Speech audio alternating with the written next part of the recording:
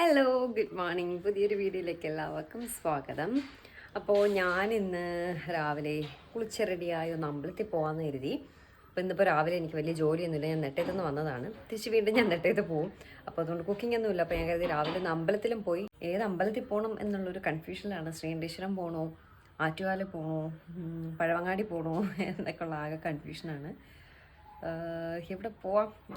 ശ്രീകണ്ഠേശ്വരം പോവാം അല്ലേ, ഹനുമാൻ ക്ഷേത്രം പോകണോ എന്നൊക്കെ ഉള്ളൊരു കൺഫ്യൂഷനിൽ നിൽക്കുകയാണ്. പോവാം, എവിടെയെങ്കിലും പോവാം. അമ്പലം ഏതാന്ന് ഫിക്സ് ചെയ്ത കേട്ടോ. തൊഴുവങ്കോട് പോകാമെന്ന് കരുതി. അവിടെ ഉത്സവം നടക്കുകയാണ്, പോയില്ല. അപ്പം ഞാനിങ്ങനെ ആലോചിക്കുമായിരുന്നു. അപ്പോഴാണ് എവിടെയോ പോകാനൊരു മിസ്സിങ് ഉണ്ടല്ലോ ആ ഉത്സവം തുടങ്ങിയിട്ട്. അപ്പോഴാണ് തൊഴുവങ്കോട് ഓർമ്മ വന്നത്. അപ്പോൾ വേദയുടെ ഫ്രണ്ട് വേദിക തൊഴുവങ്കോട് അമ്പലത്തിനടുത്താണ് താമസിക്കുന്നത്. അപ്പോൾ ചേച്ചിയോട് വിളിച്ചു, വേദികയുടെ അമ്മ ചേച്ചിയോട് വിളിച്ച് ചോദിച്ചപ്പോൾ പറഞ്ഞു അടയ്ക്കത്തില്ല, പിന്നെ നട്ടുച്ചയ്ക്കൊന്നും വരുന്ന ആരും തൊഴുതു പോവില്ല, അതിന് മുന്നേ വന്നാൽ മതി, നട അടയ്ക്കത്തില്ല, രാത്രി 8 മണി വരെ ഉണ്ടാവും എന്ന് പറഞ്ഞു. അപ്പം ഞാൻ അമ്പലത്തിൽ ഇറങ്ങാമെന്ന് എഴുതി. അങ്ങനെ നേരെ തൊഴുവങ്കോടൊക്കെ വിട്ടു കേട്ടോ. അവിടെയാണെങ്കിൽ ഉത്സവത്തിൻ്റെ ആകെ ബഹളവും മൊത്തത്തിൽ പോലീസും കാര്യങ്ങളൊക്കെ ആയിട്ട് ഭയങ്കര രസമുണ്ട് കേട്ടോ. നിറയെ പേര് പൊങ്കാല ഇടാനും എടുക്കാനും ഒക്കെ വന്നിട്ടുണ്ട്. ഒരുപാട് നല്ല തിരക്കുണ്ട് കേട്ടോ. ഞാനാണെങ്കിൽ ഹെൽമെറ്റ് എല്ലാം തലയിൽ വെച്ച് പോയി ആകെ ഒരു കോലായിട്ടിരിക്കുകയാണ്. പിന്നെ ഞാൻ അവിടെ നിന്നൊന്ന് മുടിയെല്ലാം കെട്ടിയ ശേഷമാണ് അകത്തേക്ക് കയറിയത്. അവിടെ എങ്ങും നിന്ന് ഫോട്ടോ എടുക്കാനോ വീഡിയോ എടുക്കാനോ ഒന്നിനും സെക്യൂരിറ്റി ഒന്നും സമ്മതിക്കുന്നില്ല. അപ്പം ഞാൻ പുറത്തിറങ്ങിയാണ് വീഡിയോ എടുക്കുന്നത്. അപ്പോഴും വരുന്നുണ്ട് വീഡിയോ എടുക്കരുത്. ഞാൻ ചോദിച്ചു, ചേട്ടാ നമ്മൾ പുറത്ത് നിന്നല്ലേ എടുക്കുന്നത്, അതിനും പറ്റില്ല എന്ന് പറഞ്ഞു. അങ്ങനെ ആ വിഷമത്തിലാണ് ഞാനങ്ങനെ വീട്ടിൽ പോയിട്ടോ. എന്നിട്ട് ഞാൻ നേരെ നെട്ടയത്താണ് പോയത്. നെട്ടയത്ത് ചെന്ന് ഫുഡെല്ലാം കഴിച്ച് വേദയെല്ലാം സ്കൂളിൽ നിന്ന് വിളിച്ചിട്ട് വന്നിട്ട് വീണ്ടും തിരുമല പോയപ്പോൾ ഞാൻ അയാളോട് പറഞ്ഞു എനിക്കൊന്ന് ജോസ്കോ വരെ പോയേ പറ്റത്തുള്ളൂ എന്ന് പറഞ്ഞു. കാരണം എൻ്റെ കഴുത്തിൽ മുന്നേ ഒരു കരിമണി മാല കിടന്നിരുന്നു. ഇപ്പോൾ ഒരു 2-3 മാസമായിട്ട് ആ കരിമണി മാല കാണാനില്ല. കാരണം എൻ്റെ പഴയ സബ്സ്ക്രൈബേഴ്സിനൊക്കെ അറിയാമായിരിക്കും, മാല ഞാൻ സ്ഥിരം ഇട്ടുന്നൊരു സാധനമാണ്. ഒരുപാട് പേര് അത് അവിടെ നിന്നായ ഏതാന്നൊക്കെ ചോദിച്ചിട്ടുണ്ട്. അത് ഞാൻ മോഡൽ കൊടുത്ത് ജോസ്കോയിൽ നിന്ന് തന്നെ ചെയ്യിപ്പിച്ചെടുത്ത സാധനം കേട്ടോ. അപ്പോൾ അത് ഭയങ്കര ലോലമായിട്ടുള്ള ചെയിനാണ്. ഞാൻ ഡെയിലി യൂസ് ചെയ്യുന്ന സാധനമായിരുന്നു, എൻ്റെ ഡെയിലി വെയർ ആയിരുന്നു ആ സാധനം. പക്ഷേ അത് ഉപയോഗിച്ച് അത് വലിഞ്ഞ് കഴുത്തിൽ ഒട്ടിക്കിടന്ന സാധനമാണ്. അത് വലിഞ്ഞ് അതിൻ്റെ ചെയിനെല്ലാം പൊട്ടിത്തുടങ്ങി. 2-3 പ്രാവശ്യം ഞാൻ ഒട്ടിച്ചു. ഇനി അത് ഒട്ടിക്കാൻ പറ്റത്തില്ല, അതിൻ്റെ മാക്സിമം ആയി. അങ്ങനെ ഇങ്ങനെ അഴിച്ചു വെച്ചിരിക്കുകയായിരുന്നു. അതൊന്ന് മാറ്റി വാങ്ങാനുള്ള സമയവും സന്ദർഭവും സാവകാശവും ഇല്ലാത്തതുകൊണ്ട് ഇത്രയും സമയം അത് പെട്ടിക്കകത്ത് വെച്ചിരുന്നു. ഇന്ന് ഞാൻ എന്തായാലും ഉറപ്പിച്ചു, എനിക്ക് കുറേ ദിവസം കൊണ്ട് വരണമെന്ന് വരുന്നുണ്ട്. പക്ഷേ എന്തെങ്കിലും കാരണത്താൽ തടസ്സങ്ങൾ വന്ന് പിന്നെ വരാൻ പറ്റില്ല. ഇന്ന് എന്ത് തടസ്സം വന്നാലും ഇന്ന് പോയി വാങ്ങണം എന്നുള്ള രീതിയിൽ നേരെ വൈകിട്ടേട്ടനെയും പിടിച്ചുകൊണ്ട് ഞാനിങ്ങനെ ജോസ്കോയിൽ വന്നേ. അങ്ങനെ എൻ്റെ കയ്യിലുണ്ടായിരുന്ന ആ മാലയെ എക്സ്ചേഞ്ച് ചെയ്തിട്ടാണ് സെയിം സാധനം തന്നെയാണ് വാങ്ങുന്നത്. അപ്പോൾ അതിലെ ലോക്കറ്റ് എനിക്ക് സെയിം എൻ്റെ കഴുത്തിൽ കിടന്ന ലോക്കറ്റ് തന്നെ മതി, എനിക്ക് ചെയിൻ മാത്രം മതി എന്ന് പറഞ്ഞിട്ട് ചെയിൻ നോക്കുകയാണ്. അപ്പോൾ എൻ്റെ കയ്യിലിരുന്ന ഭയങ്കര സിമ്പിളായിട്ടുള്ളൊരു ചെയിനായിരുന്നു. ആ ചെയിന് ഇവിടെ ഇപ്പോൾ ഇല്ല, വേണമെങ്കിൽ ചെയ്ത് തരാമെന്ന് പറഞ്ഞു. അപ്പോൾ കുറച്ചുകൂടി കട്ടിയുള്ള ഒരു ചെയിനാണ് ഞാൻ എടുത്തതിപ്പോൾ.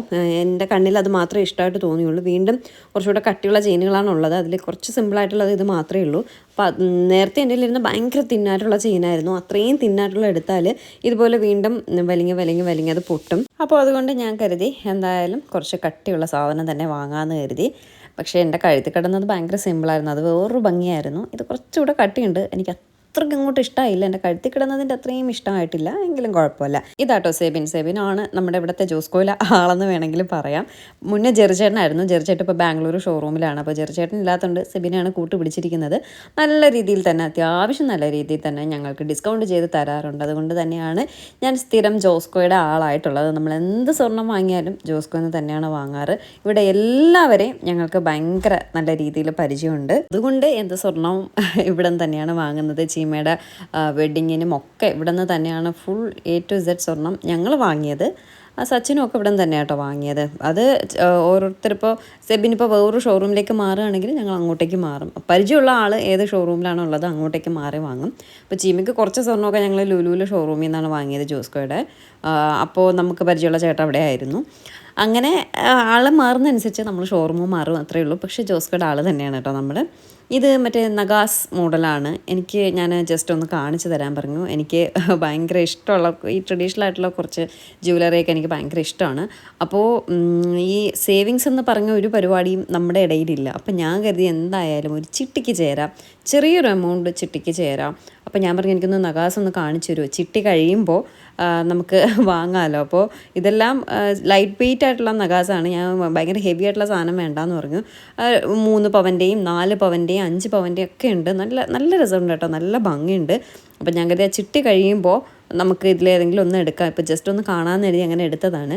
ചിട്ടി എന്ന് പറയുമ്പോൾ നമ്മളെ ഉള്ളതനുസരിച്ച് 10 മാസമാണ് അവർ പറയുന്നത്. 500 രൂപ എന്താണ് സ്റ്റാർട്ടിങ്. ഉള്ളതനുസരിച്ച് എല്ലാ മാസവും നമുക്കിപ്പോൾ 500 രൂപ ഇടാം, അടുത്ത മാസം 1000 ഇടാം, അങ്ങനെ എത്ര വേണോ നമുക്ക് ഉള്ളതനുസരിച്ച് ഇടാം.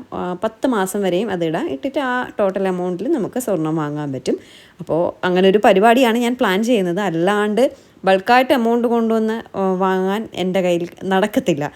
ഫുൾ അടിച്ച് പിരുത്ത് കളയുന്നല്ലാതെ ഒരു 5 പൈസ ഒരിടത്തും സേവ് ചെയ്തിട്ടില്ല. അച്ഛനും അമ്മയും എപ്പോഴും വഴക്കാണ്, ഇങ്ങനെ നിങ്ങൾ ടൂറും പോയി ട്രിപ്പും പോയി നടക്ക്, ഒരു പൈസ സേവ് ചെയ്തിട്ടുണ്ട്, ഒരു പെൺകുട്ടി വളർന്നു വരുന്നു എന്നൊക്കെ പറഞ്ഞ് എപ്പോഴും അത് കളിക്കാട് അമ്മയിലും ഒക്കെ ഇങ്ങനെ പറയാറുണ്ട്. പക്ഷെ നമ്മളത് അത്രയും സീരിയസ് ആയിട്ട് കാണുന്നില്ല. അതാണ് സത്യം. ഈ കാശുണ്ടാക്കി ഈ സ്വർണം വാങ്ങിക്കുന്നതിനെക്കാട്ടി ഇങ്ങനെ യാത്ര ചെയ്യുക അത് വേറൊരു ഫീല്.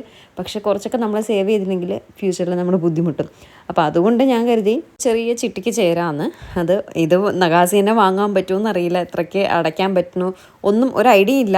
ഇപ്പോൾ ജസ്റ്റ് ചെറിയൊരു എമൗണ്ട് കൊടുത്ത് ബുക്ക് ചെയ്ത് അഡ്വാൻസ് ഇങ്ങനെ കിട്ടുന്നതനുസരിച്ച് ചെയ്യാം. എന്നിട്ട് നമ്മൾ സ്വർണം വാങ്ങാൻ വരുമ്പോൾ ഉള്ളതനുസരിച്ച് വാങ്ങാമെന്ന് കരുതി കേട്ടോ.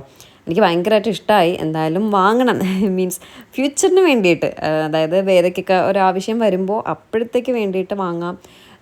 ബൾക്കായിട്ട് വാങ്ങാൻ ചിലപ്പോൾ നമ്മളിൽ ഉണ്ടായെന്ന് വരില്ല. അപ്പോൾ കുറേശ്ശെ ഇപ്പോഴേ വാങ്ങി വെക്കാമെന്ന് കരുതി.